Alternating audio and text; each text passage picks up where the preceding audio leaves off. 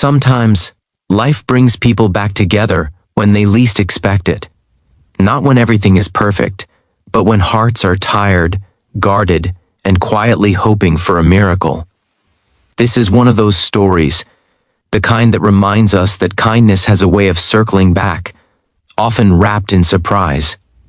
Imagine meeting the one person who once held your entire heart at a moment when you believe your best days are behind you, and imagine not knowing that the gentle smile in front of you belongs to someone whose life took a path you could never have imagined. Before we begin, take a quick moment to subscribe to the channel, hit the like button if stories like this touch your heart, and leave a comment sharing where you're watching from. Your support helps us keep bringing meaningful stories to life here on your channel name. Now let's begin.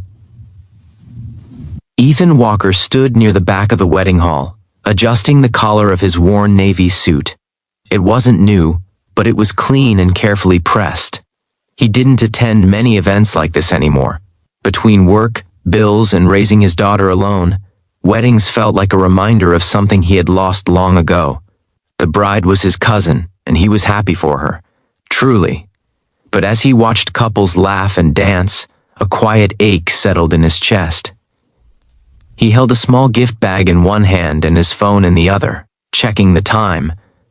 His daughter, Lily, was at home with a neighbor, probably already asleep with her favorite stuffed bear tucked under her arm. Then, as Ethan turned toward the entrance, his breath caught. Standing just a few steps away was a woman he hadn't seen in over 15 years. Claire. For a moment, the room faded. The music softened, the chatter disappeared. All he could see was her, taller than he remembered, confident yet gentle, with the same warm eyes that once knew every dream he had. She noticed him at the same time. Their eyes met, and her hand flew to her mouth in disbelief. "Ethan?" she whispered, like saying his name too loudly might break the moment. "Claire," he said, barely recognizing his own voice. They stood there awkwardly, smiling like strangers who knew each other too well. Finally, Claire laughed softly and stepped closer. "I can't believe it's you," she said. "You look the same." Ethan smiled, though he felt older than his years. "You don't," he replied honestly. "You look amazing." They talked near the refreshment table, starting with simple questions. "How have you been? Where do you live now?" Life updates shared carefully, like fragile glass. Ethan told her about Lily, about how his wife had passed away 5 years earlier after a sudden illness, about learning to braid hair, pack lunches, and be both mom and dad. Claire listened closely, her eyes glistening. She didn't interrupt. She didn't rush him. She just listened, with kindness. "I'm so sorry, Ethan," she said quietly. "You didn't deserve that." Neither did Lily, he thought, but he just nodded. When Claire spoke about her life, she kept it vague.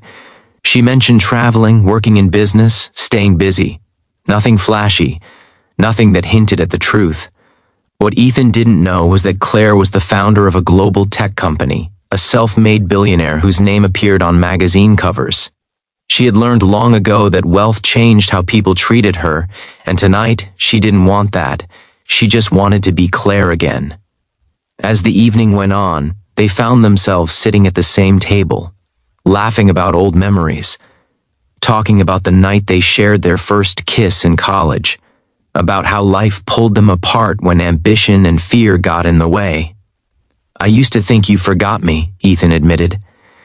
Claire shook her head. "Never. I just thought you deserved someone better than me back then." Ethan smiled sadly. "I thought the same about you." Kindness filled the space between them, not the loud kind, but the quiet understanding that comes from shared pain and growth. Before the night ended, Claire asked, "Would you like to get coffee sometime, just to talk?" Ethan hesitated. His life was complicated, his heart still healing. But then he thought of how gently she listened, how she looked at Lily's photo with genuine interest, how safe he felt, just talking. "I'd like that," he said. Coffee turned into walks in the park, walks turned into dinners, and soon Claire met Lily. Ethan watched closely, protective and cautious, but Claire knelt to Lily's level, asked about her favorite books, and showed up the next week with a library card application. She never tried to replace Lily's mother. She just showed up with patience, warmth, and kindness. One evening, months later, Ethan finally learned the truth. A news segment played on the TV at a restaurant. Claire's face appeared on the screen, labeled as one of the most influential business leaders in the country. Ethan stared, stunned. "That's you," he said slowly. Claire exhaled. "I wanted to tell you, I was just afraid you'd see me differently." He sat quietly for a long moment. Then he laughed. "All this time," he said, shaking his head, "and here I was worried I couldn't even afford fancy dinners." Claire reached for his hand. "Ethan, I didn't fall for your bank account. I fell for your kindness, the way you love your daughter, the way you never complain, the way you show up." Tears filled his eyes. No one had seen him like that in years. Their love grew stronger, grounded not in wealth or status, but in empathy and respect. At their wedding a year later, Ethan stood beside Claire, holding Lily's hand as she smiled brighter than the sun. He looked out at the guests and thought about how life had surprised him, not with riches, but with something far more valuable: a second chance. A reminder that kindness, given freely, has a way of coming back when you need it most. And as the music played and the room filled with love, Ethan knew one thing for sure: the richest part of his life had nothing to do with money. It was the heart he chose to lead with. So if this story touched you, remember this: be kind. Even when life is hard. Listen, even when you're tired. Love, even when you're afraid. Because kindness has a way of rewriting stories. And sometimes, it leads you right back home,